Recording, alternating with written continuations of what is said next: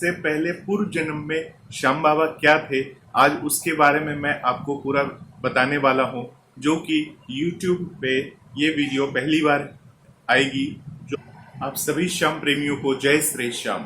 श्याम प्रेमियों, आज मैं आपको बताने जा रहा हूँ जो हमारे बाबा श्याम हैं, जो हमारे खाटू वाले श्याम जी हैं, वो श्याम बाबा बनने से पहले बर्बरिक थे। जैसे कि आप सभी को पता है, आप सभी ने उनकी कहानी को सुनी हुई है। अगर नहीं सुनी तो मैं आपको आगे थोड़ा सा संक्षेप में उनकी कहानी के बारे में बताऊंगा। जो बर्बरिक थे वो अपने पूर्व जन्म में क्या थे, क्यों वो श्याम बाबा बने, राक्षस कुल में कैसे उन्होंने जन्म लिया, किस कारण से लिया, इसके बारे में बात करने वाला हूँ। तो आप लोगों से हाथ जोड़कर विनती है कि इस वीडियो को कृपया पूरा देखिएगा, आधा अधूरा मत छोड़िएगा। चलिए सुनते हैं बर्बरिक पूर्व जन्म में क्या थे। बाबा श्याम को खाटू वाला श्याम इसलिए कहा जाता है क्योंकि इनका मंदिर राजस्थान के खाटू में स्थित है और गुजरात में इन्हें बलिया देव के नाम से भी पूजते हैं। बर्बरिक महाभारत से बहुत पहले पूर्व जन्म में एक यक्ष थे जिन्हें विष्णु भगवान का अपमान करने की वजह से ब्रह्मा जी ने श्राप दिया था।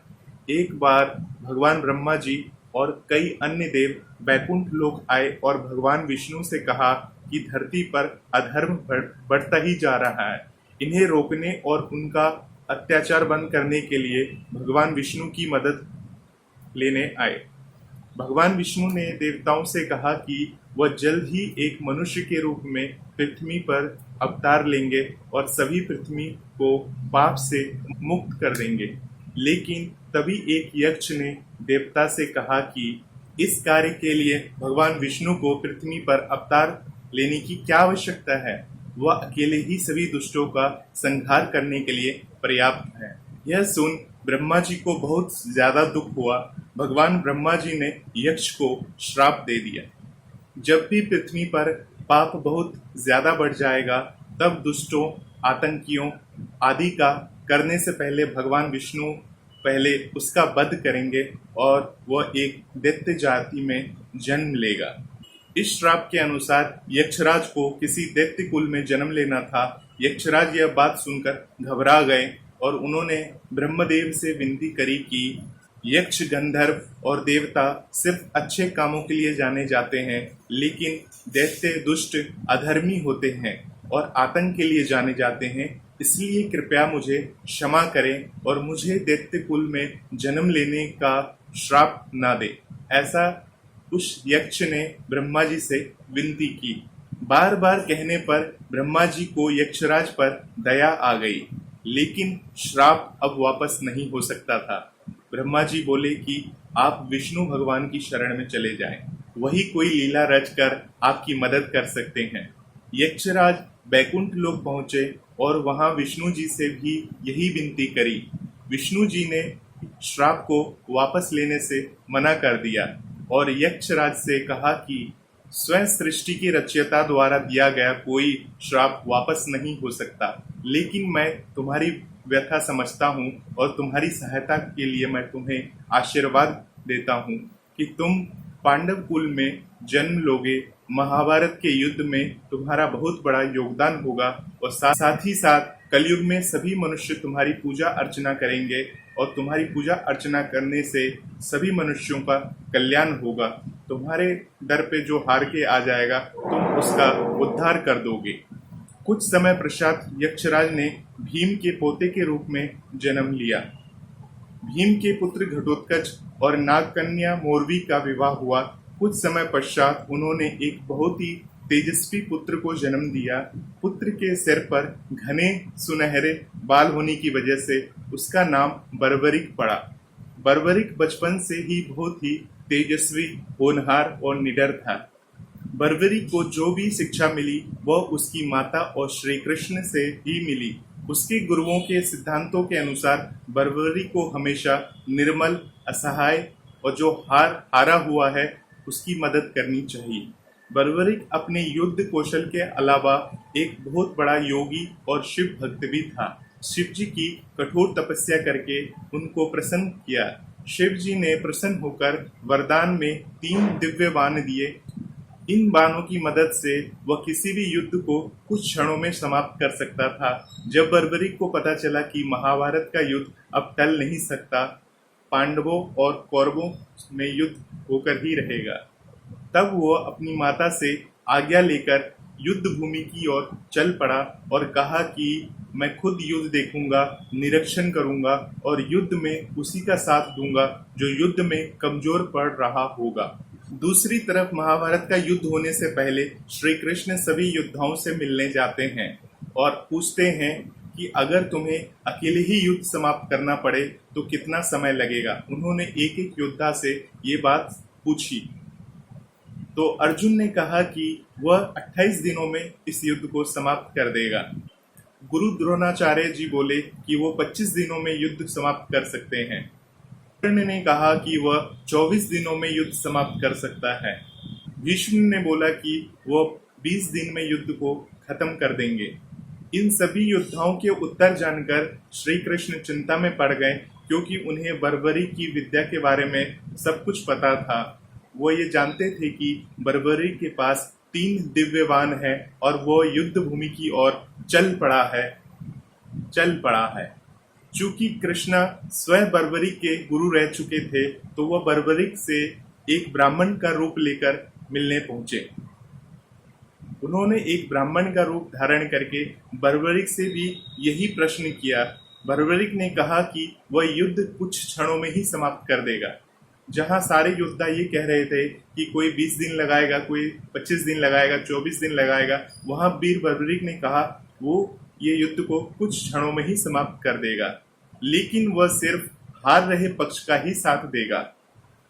ब्राह्मण रूपी कृष्ण ने अचरज में आते हुए कहा कि तुम्हारे पास तो सिर्फ 3 बाण है, कोई सेना तो नहीं है। तुम मृत्युलोक के सबसे बड़े युद्ध को सिर्फ 3 बाण से कैसे खत्म कर सकते हो? ऐसा श्री कृष्ण ने वीर बर्बरिक से कहा। तो वीर बर्बरिक ने फिर क्या कहा उनसे, हे पूज्य ब्राह्मण, शत्रु को मारने के लिए सिर्फ एक ही बाण काफी है। पहले तीर से वह उन लोगों को चिन्हित करेगा जिन्हें वो बचाना चाहता है। दूसरे बाण से वह उन लोगों को चिन्हित करेगा जिन्हें वो मारना चाहता है। और तीसरे तीर से क्या करेगा? तीसरे बाण से मारने के लिए चिन्हित हुए लोगों को बंद करके मेरा बाण वापस अपने तुनीर में आ जाएगा, जो बाण रखने की जो जगह होती है उसमें आ जाएगा। ऐसा वीर बर्बरिक ने श्री कृष्ण भगवान से कहा।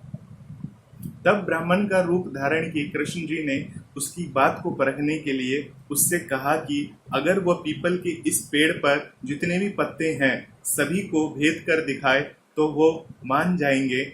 बर्बरिक उनकी यह परीक्षा स्वीकार कर ली।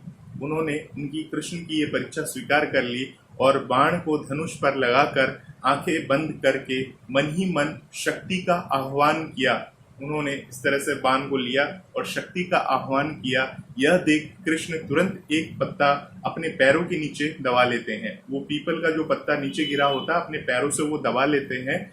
बर्बरिक आंखें खोलता है और बाण छोड़ देता है। बाण क्षण से भी कम समय में सारे पत्तों को भेद कर कृष्ण के पैर के पास आकर रुक जाता है। बर्बरिक कृष्ण से पैर हटाने के लिए कहते हैं, हे ब्राह्मण, मेरे बाण को सिर्फ पत्ते भेदने का ही निर्देश मिला है। मैं आपके पांव को नहीं भेद सकता, इसलिए कृपया अपना पैर हटा लीजिए। जो पैर कृष्ण जी ने अपने पांव से दबा के रखा था, वीर बर्बरिक से कहा आप अपना पांव हटा लीजिए, जिससे कि आपके पैर के नीचे दबे पत्ते को मेरा बाण भेद सके। कृष्ण को चिंता सताने लगी कि अगर किसी वजह से कौरव युद्ध में हारने लगे तो बर्बरिक कुछ ही क्षणों में अपने दादा जनों जो पांडव थे उनका वध कर देगा। मतलब जो हारेगा वो उन्हीं का साथ देंगे। वीर बर्बरिक उन्हीं का साथ देने वाले थे। लेकिन वैकुंठ लोक में यक्षराज बर्बरिक को मृत्यु लोक में दैत्य के रूप में जन्म लेने के बाद भी कुछ अच्छा करने का आश्वासन मिला था। जैसे कि मैंने कहानी के ऊपर बताया था, विष्णु भगवान ने उनको वरदान दिया था। लेकिन अगर बर्बरिक ने पांडवों का वध कर दिया तो विष्णु जी द्वारा यक्षराज को दिया गया आश्वासन बेकार हो जाएगा। तब ब्राह्मण रूपी श्री कृष्ण बर्बरी के पास आकर भिक्षान देही कहकर कुछ भिक्षा देने के लिए कहते हैं। बर्बरी अपने स्थान से उठकर ब्राह्मण देवता को प्रणाम करता है और कुछ भी मांगने के लिए कहता है। ब्राह्मण देवता तुरंत बर्बरी से उसका शीश मांग लेते हैं।